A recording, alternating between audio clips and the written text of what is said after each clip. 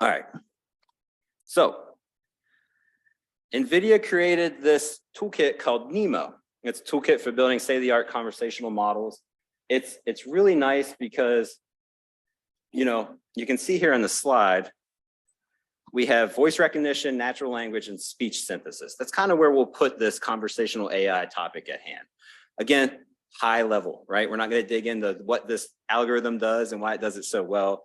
It's just giving you an idea, hey, if you're doing conversational AI for your research, look into this, right? And I have it kind of streamlined to get you to our latest product, but Nemo's been out for a couple of years now, and it's really nice. It's PyTorch based again. I actually think it's built off of PyTorch Lightning, so it's a little more easier to use. To let anyone know who doesn't know what PyTorch Lightning is, PyTorch Lightning is Keras to TensorFlow. PyTorch Lightning is to PyTorch, right? And what's nice about PyTorch Lightning is it makes distributed training very easy. That's their go-to. It's like a couple lines versus wrapping everything in PyTorch distributed. But with Nemo, it's the same idea as Monai, right? And you'll see this repeated. Everything I say, it's going to be like, oh, we got pre-trained models there. We have scripts on how to do this downstream task. You can just run it from the container, right? It's the same thing. And that's exactly what it is. So we have more than 8 and 5 right now. But to give you an idea, it includes semantic checking, correct by construction architectures. It supports a list of languages. Let's see. I think maybe the next slide has it. But anyways, it has natural language understanding, automatic speech recognition. It's open source. Again, you can get back. What we use it for at the University of Florida, let's get some more. Easy to use API. And again, it's built off of PyTorch. So if you want to go in and customize, it's just PyTorch. You don't have to learn a whole new framework, which is super nice. Optimization, so we're fast. That's a big thing too, right? Always optimization. Over 100 pre-trained checkpoints for a consortium of different topics that you can do, and easily scales too. So we have multi-GPU implementations. To give you an idea, GPT-3, right? If you're using GPT-3, it's 175 billion parameters. It's something like, I don't know, 180, well, that's wrong, like 400 gigabytes just to hold it, just to hold that model, right? You need 400 gigabytes of GPU VRAM. So 10 of the A140 gigs. So to do any downstream task, you automatically have to have multi-GPU in place, right? Or else you just have this trained model that can't do anything. So that's the beauty of Nemo. So I think of NVIDIA Nemo, we'll go through this a little more. So highly accurate pre-trained models, all on the NGC as well, but when you download the Nemo container, automatically in there, right? So you can get access to all of these. For automatic speech recognition, NLP, so that NLP is name entity recognition, Q&A. There's also NLI, natural language inferencing. There's NLU, natural language understanding. And there's one more, RE, which stands for, my gosh, relation extraction. So that's all the downstream tasks that there are in the NLP, and we're adding more daily, right? So now we have GPT-3 P tuning and things like that. It's a list. The only way to actually get your full mind around it is just to look at it. It is so much.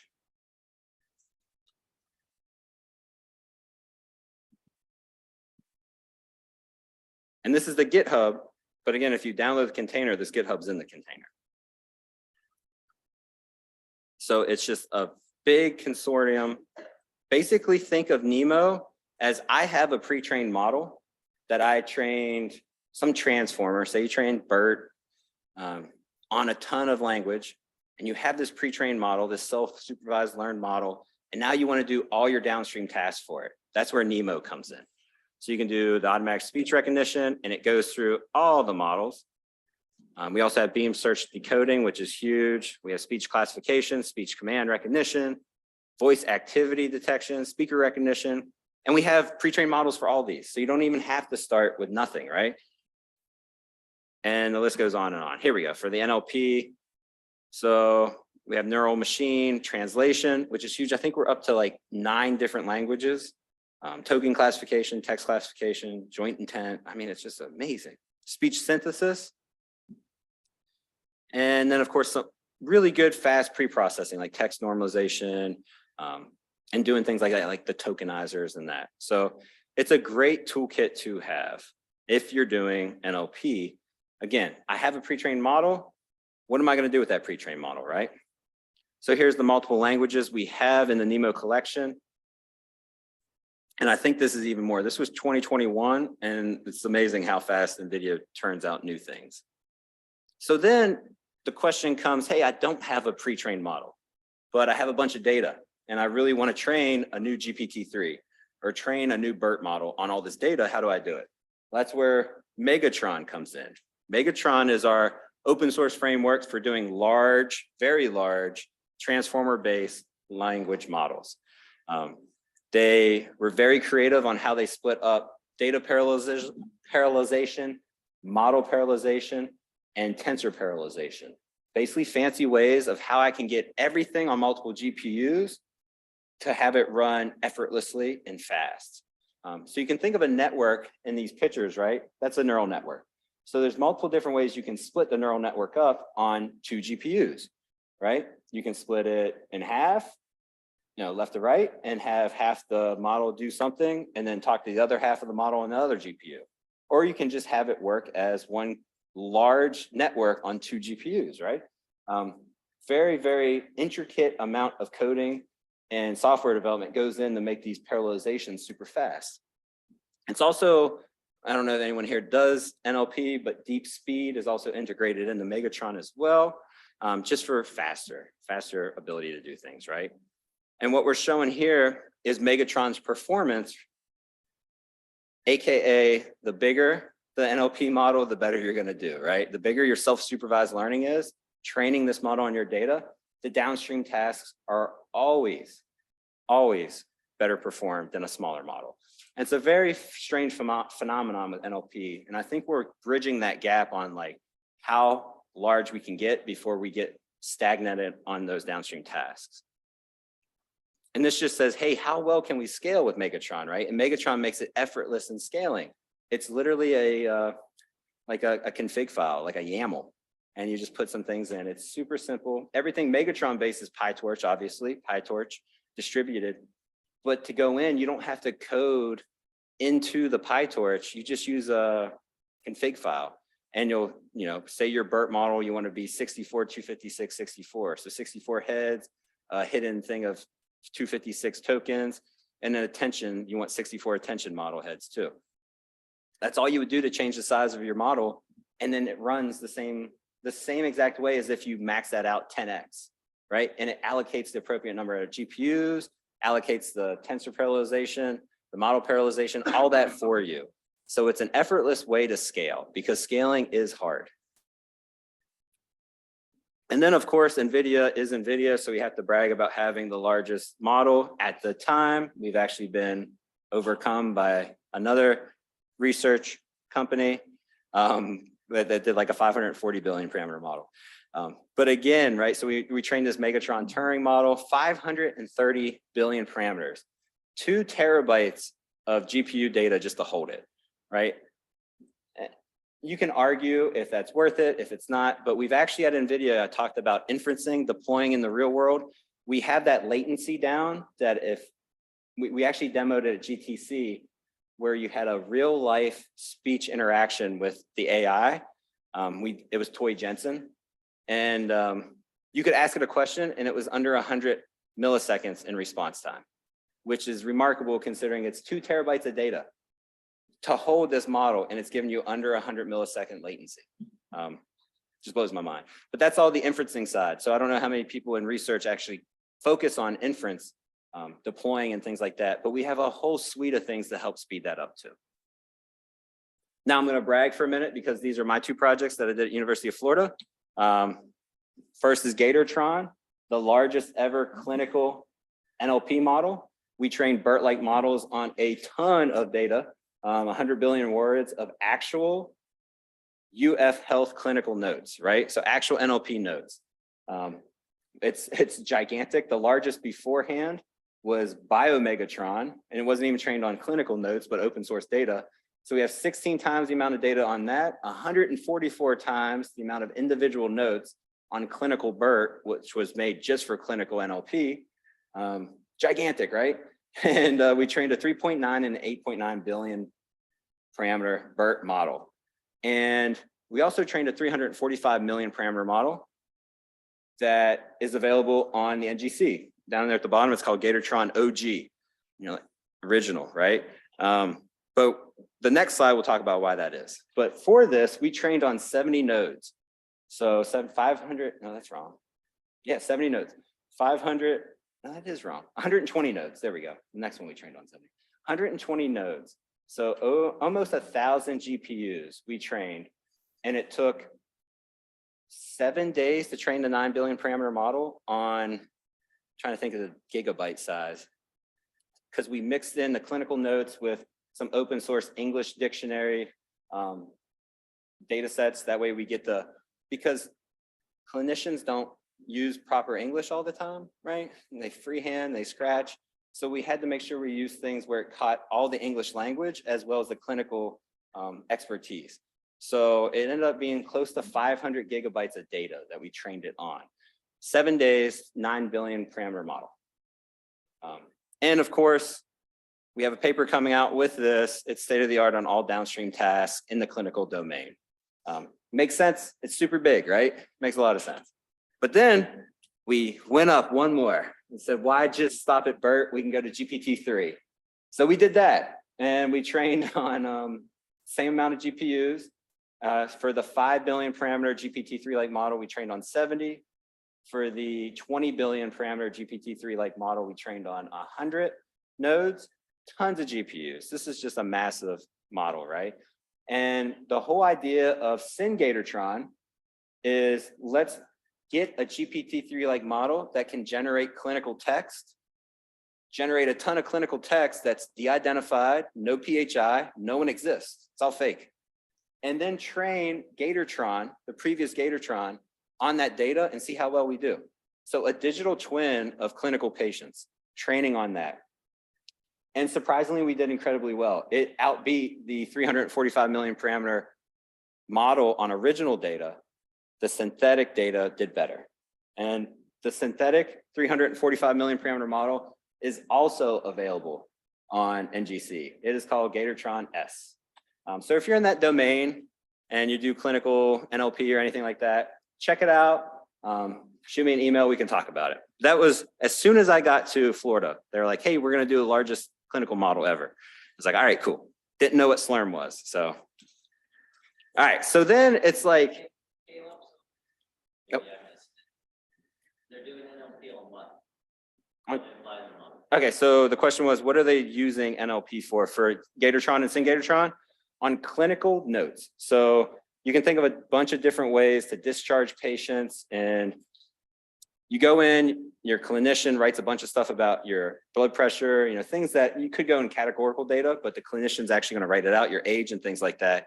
And it's this whole repository of your history in the hospital, in wherever you are, right? And it's all NLP. So instead of having a medical coder go through all that and code it out to put in categorical data, we figured, hey, can we use NLP models that intelligently do it, number one, and then number two, can we do things with it that takes a lot of time and there's no actual science behind it? So one of the hardest things to do is cohort selection. In this room right now, say I'm a Pfizer or Johnson & Johnson and I have a drug. I'm like, who am I gonna pick to use on this drug, right? That isn't just randomization. They put a lot of effort into picking a cohort, because what's the sense of developing a drug that's $9 billion to develop if it fails because I picked the wrong cohort, right? It could be a diabetes drug and none of you have diabetes, right? That's no good for my cohort selection. So that's another thing we're doing with that. All right, so we looked at Nemo, downstream tasks. I have a pre-trained model. We looked at Megatron. Hey, I have a bunch of data. I want to make a pre-trained model. Now we're going to talk about Nemo Megatron. So obviously, large language models are amazing. Everyone knows about DALL-E, DALL-E 2. Imagine, I think it's called Imagine from Google. Doing text to anything generated visually is amazing, right? And that's all the back end of different language models because that text input. Also, large language models are amazing at summarization, translation, our healthcare we just showed.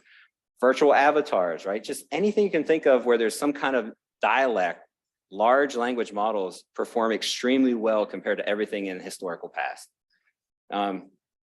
And also there's a push to do like protein and drug discovery using large language models too. I am not an expert in that domain, though I know it's a huge push in research to use these large models to figure out, I think it's called like a smile sequence, right? And use NLP to learn the language of protein structures, of drugs, as if the sequences are a language. Mark, do you have a question? No, I was just going to say, don't just think of human spoken language when you think of NLPs now. As, right, that's a good Kaleb point. was just saying, you know, think of DNA. That's a language, you know, and smile strings and stuff. So yeah, NLP is going way beyond human spoken languages to what's the language of other domains. And one of the best projects I was ever on in cybersecurity was actually trying to decode packet data from wireless devices, right? So we have a router here, everyone is on the Wi-Fi, that router's talking to your Wi-Fi and everything's, you know, it should be encrypted and things like that. Well, there is a way to go in and use NLP models to learn the language of your device talking to the router and back and what they communicate. So again, it's not just natural language like human to human, it's anything that has a letter basically, you can kind of decode right now, and it's pretty remarkable. All right, so Nemo, Megatron, right? So large language models, this is what we're getting to. The larger, the better, right? And we know we can use large language models to do things like zero-shot or few-shot learning. Train a large GPT-3 model. You never fine-tuned it to question and answering. You can ask it a question and it can give you the answer without ever seeing a question, right? That prompting is a phenomenon that like is still really unknown, but we're trying to decode it even more. Models can learn new tasks, and a single model can do all sorts of things. So I talked about BERT. BERT's not one of those models where you can just zero shot. You actually got to go in and fine tune for your specific data and specific task. But with GPT-3 like models, you can just use the one model without fine tuning with this prompt idea, like prompt tuning, to get a bunch of different answers that it's never even seen or been trained on, which is really interesting and really amazing. Back. But, you know, I think this is perfect. And I could go into the year it took us to train all our large language models at the University of Florida. Training and deploying these things is not easy, right? Even though we have these frameworks, it's just not simple. So NVIDIA made a full stack Nemo Megatron, where basically we merge the two and try to make it as effortless as possible. If you have the compute resources, you can train a GPT-3 model, a large one, with very little learning time, very little effort on your side to ramp up to get a large language model on custom data. That's it in a nutshell, right? So you can rapidly create and tune state-of-the-art models that are custom to whatever language you have, whatever data set you have. Again, drug discovery, protein, cyber. If you could decode how my cat yells at me when it's treat time, right? Things like that. Or you can decode babies screaming at me. It would be amazing. Anything like that, you can decode. And if you have that data, you can make a large language model for it. And it's just amazing, right? So it's built on our platform, end-to-end, performance at scale, easy to use, fastest time to resolution. I mean, it's everything you want in research. Oh no, it says my internet's unstable. Oh geez, see, it knows I'm talking about it. Oh man. But right now we have GPT-3 and T5 models in it, right? And T5 is basically the Google version of a large transformer-based model. So that's Nemo Megatron. Oh, here we go. So how are we helping? Large-scale data processing. We have tools to do that for you. That's kind of like plug and play. I'm not talking like actual drag and drop, but more like, you know, find out so you can tune it via code. Multi-language data processing, we have that. We have a hyperparameter tool to make sure you're getting the best performance out of your large language model. If your model takes 5 months to train, one run on hyperparameters, you don't want to go back and have to train it again to get 0.2% better because you think the parameter is better. Or 5% worse because you thought the parameter was better, right? No one has that kind of time, especially in this field that's rapidly evolving. We have scripts that run on any cloud environment. Of course, they run on-prem, just documentation, everything. It's an amazing piece of software. We made it, y'all. That's me. You can contact me. But that's the end of the presentation and the demo.